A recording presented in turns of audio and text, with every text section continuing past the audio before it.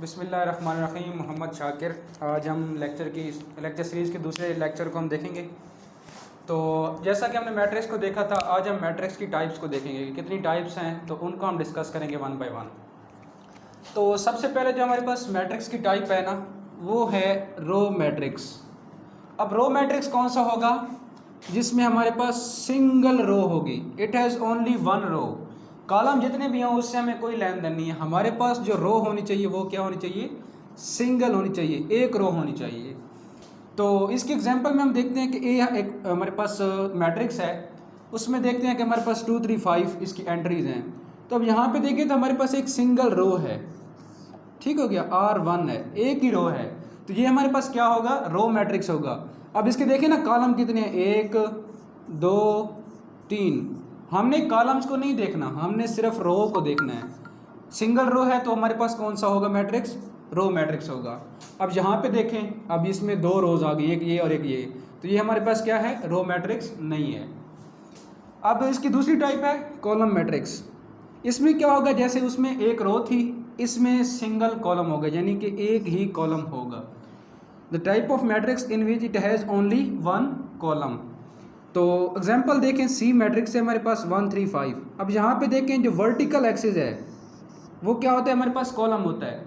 तो यहाँ पे देखें एक ही कॉलम है C1, तो ये हमारे पास क्या होगा? कॉलम मैट्रिक्स होगा। अब यहाँ पे देखें, इसमें रो तो एक है लेकिन कॉलम कितने हैं? 1 2 और 3 कॉलम है, तो ये हमारे पास क्या होगा? कॉलम मैट्रिक्स नहीं होगा बल्कि रो मैट्रिक्स होगा। अब देखते हैं थर्ड टाइप ऑफ मैट्रिक्स, जिसको रेक्टेंगुलर मैट्रिक्स कहा जाता है। इसमें क्या होगा कि number of rows of a matrix not equal to number of columns, यानी कि जो कॉलम की तादाद होगी वो रोज के तादाद के बराबर नहीं होगी। जैसा कि आप देख सकते हैं यहाँ पे ये है C1 C2 C3। अब कॉलम हमारे पास कितने हैं? वो 3 हैं। और रोज को देखें तो 1 और 2, रोज कितनी हैं? 2। तो जो C और R यानी कि कॉलम और रोज हैं वो आपस में बराबर नहीं हैं, तो ये हमारे पास क्या होगा? रेक्टेंगुलर मैट्रिक्स होगा। अब इसी तरह चौथी टाइप अगर देखें तो उसको कहते हैं स्क्वायर मैट्रिक्स। अब इसमें क्या होगा? इसमें number of rose and number of columns equal होंगे। ये देखें आप, ये हमारे पास रो 1 हो गई, एग्जाम्पल देख लेते हैं, F मैट्रिक्स है, ये रो 2 हो गई। अब इसमें कितनी रोज हैं? R = 2 है।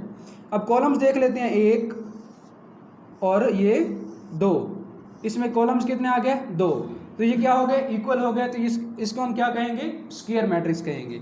अब इसमें भी देखते हैं तो कितने कॉलम्स हैं? 1 2 3, और रोज देखें 1 2 3, तो ये भी, इसमें भी 3 रोज हैं, 3 कॉलम्स हैं, तो ये हमारे पास क्या होगा? स्क्वायर मैट्रिक्स होगा। तो फर्दर हम देखते हैं नेक्स्ट टाइप्स को।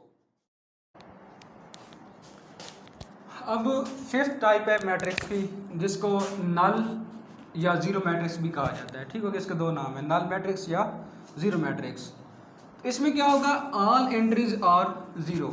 उसकी जितनी भी एंट्रीज हैं या एलिमेंट्स उसके अंदर जितने भी मैट्रिक्स के अंदर हैं वो सारे क्या होंगे? ज़ीरो के इक्वल होंगे। फॉर एग्जांपल हमारे पास मैट्रिक्स ए है, उसके अंदर जितनी भी एलिमेंट्स हैं वो क्या हैं? ज़ीरो हैं, तो ये क्या होगा? नल या ज़ीरो मैट्रिक्स।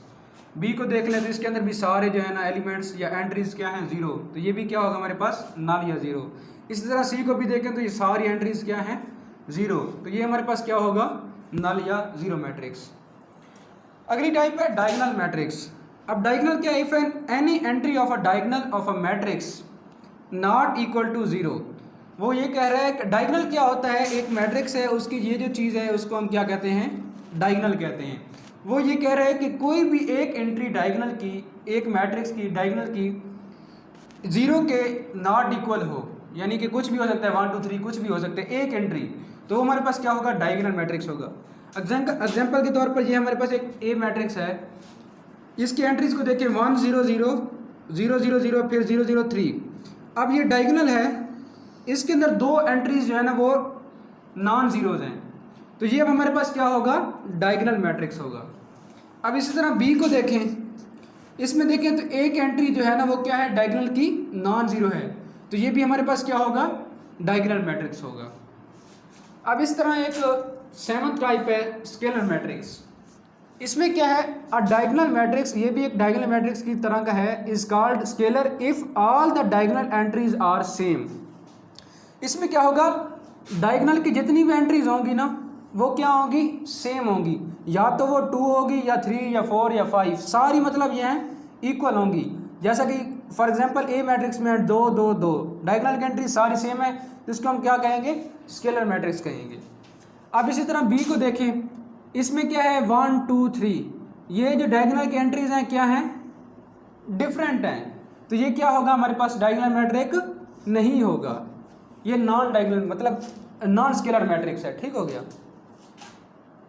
आइडेंटिटी मैट्रिक्स, अब इसमें क्या होगा, ये भी एक डायगोनल मैट्रिक्स की तरह का होता है, लेकिन इसमें एक कंडीशन होती है कि जितनी भी एंट्रीज हैं डायगोनल वाली वो क्या होनी चाहिए, 1 होनी चाहिए। अब यहाँ पे देखिए फॉर एग्जांपल ये मैट्रिक्स में सारी डायगोनल एंट्रीज क्या है, 1 है, तो ये हमारे पास क्या होगा, आइडेंटिटी मैट्रिक्स होगा। अब इसी तरह बी में देखें, ये डायगोनल है, तो डायगोनल के अंदर वाली जो एंट्रीज हैं पहली 1 है, फिर 2 है, फिर 1 है, तो ये जो है ना सेंटर वाली ये क्या है, 1 नहीं है, तो ये हमारे पास क्या होगा, आइडेंटिटी मैट्रिक्स नहीं होगा। अब इसी तरह अब इसकी 9 टाइप ऑफ मैट्रिक्स क्या है, ट्रांसपोज ऑफ अ मैट्रिक्स। अब हम ट्रांसपोज एक मैट्रिक्स का कैसे लेंगे, उसके लिए एक आसान सी चीज़ है, changing of rose into columns and vice versa. अब वाइस वर्सा की क्या मतलब है कि जैसे आप रोज़ को कॉलम में चेंज कर रहे हो तो कॉलम को रोज़ में भी चेंज कर सकते हो। वाइस वर्सा का मतलब ये है कि जैसा कि आप रोज़ को कॉलम को तो फिर कॉलम को रोज़ में भी चेंज कर सकते हो। तो इसकी एग्जांपल ये है कि एक हमारे पास मैट्रिक्स ए है 1 2 3 4। अब ये रोज़ हैं और ये कॉलम्स हैं, तो अब हमें क्या करना है, ये जो रो है इसको हमने कॉलम में तब्दील कर दिया है, 1 2 था उसको हमने कॉलम में तब्दील करके 1 2 लिख दिया। अब ये 3 4 रो थी, यहाँ पे हमने क्या बना दिया, कॉलम बना दिया। हमने क्या किया, रोज़ को कॉलम में तब्दील कर दिया। तो ये जो सिंपल सी चीज़ है इसको हम क्या कहते हैं, ट्रांसपोज ऑफ अ मैट्रिक्स। ठीक हो गया। तो उसको डिनोट कैसे करते हैं, हमारे पास मैट्रिक्स ए था उसके ऊपर हमने एक टी डाल देना है। ठीक हो गया। तो ये हमारे पास क्या हो जाएगा, ए ट्रांसपोज हो जाएगा। अब क्या है नेगेटिव ऑफ अ मैट्रिक्स, यानी कि एक मैट्रिक्स है हम उसका नेगेटिव कैसे ले सकते हैं। ठीक हो गया। तो उसके लिए क्या है, negative matrix is obtained by changing the sign of entries, all entries, मतलब जितनी भी एंट्रीज एक मैट्रिक्स के अंदर पड़ी हैं उसके अगर हम इलामत यानी कि साइन तब्दील कर दें तो वो हमारे पास क्या बन जाएगा, नेगेटिव ऑफ अ मैट्रिक्स बन जाएगा। फॉर एग्जांपल हमारे पास मैट्रिक्स ए है, इसकी एंट्रीज है 1 -2 3 और 4। हमने क्या किया, सिंपली इसका जो है ना इनकी एंट्रीज के साथ जो साइन है वो चेंज कर दिए। +1 था -1 कर दिया, -2 था +2 कर दिया, +3 था -3 कर दिया, और ये क्या है -4 कर दिया, इधर +4 था। तो ये क्या हो गया, हमारे पास नेगेटिव बन गया मैट्रिक्स ए का। तो ये सिंपल सी चीज़ थी नेगेटिव ऑफ मैट्रिक्स। अब हमारे पास एक दो अहम चीज़ें हैं, symmetric of a matrix and skew symmetric of a matrix. तो सिमेट्रिक्स कब मैट्रिक कब होगा, एक स्क्वायर मैट्रिक्स, इसके लिए कंडीशन है स्क्वायर मैट्रिक्स होना चाहिए। ठीक हो गया। A square matrix called symmetric if it is equal to transpose, यानी कि हमारे पास एक मैट्रिक्स M है फॉर एग्जांपल, वो क्या है 1 2 3 2 -4 3 4 0। अब इसका अगर मैं ट्रांसपोज लूँ तो वो अगर इस मैट्रिक्स से इक्वल आ जाता है तो वो हमारे पास क्या होगा, सिमेट्रिक होगा। अब टी मतलब क्या है, ट्रांसपोज। अब इस रो को मैंने कॉलम में चेंज करना है तो वो कैसे करूँगा, 1 2 3। अब इसको मैंने क्या करना है, इस रो को भी second column, second row second column बन जाएगा इस तरह 2 -4 4। अब इसको मैंने क्या करना है, रो को कॉलम में तब्दील करना है 3 4 0। तो अब यहाँ से आप देख सकते हैं कि 1 2 3, इसमें भी 1 2 3 है, 2 -1 4 2 -1 4 3 4 0 3 4 0। मैंने मैट्रिक्स का ट्रांसपोज लिया, वो मैट्रिक्स के इक्वल आया, तो ये हमारे पास क्या है, सिमेट्रिक मैट्रिक्स है। अब जो लास्ट टाइप है मैट्रिक्स की वो क्या है, स्क्यू सिमेट्रिक मैट्रिक्स। इसमें क्या होगा, इसमें भी कंडीशन वही है, स्क्वायर मैट्रिक्स।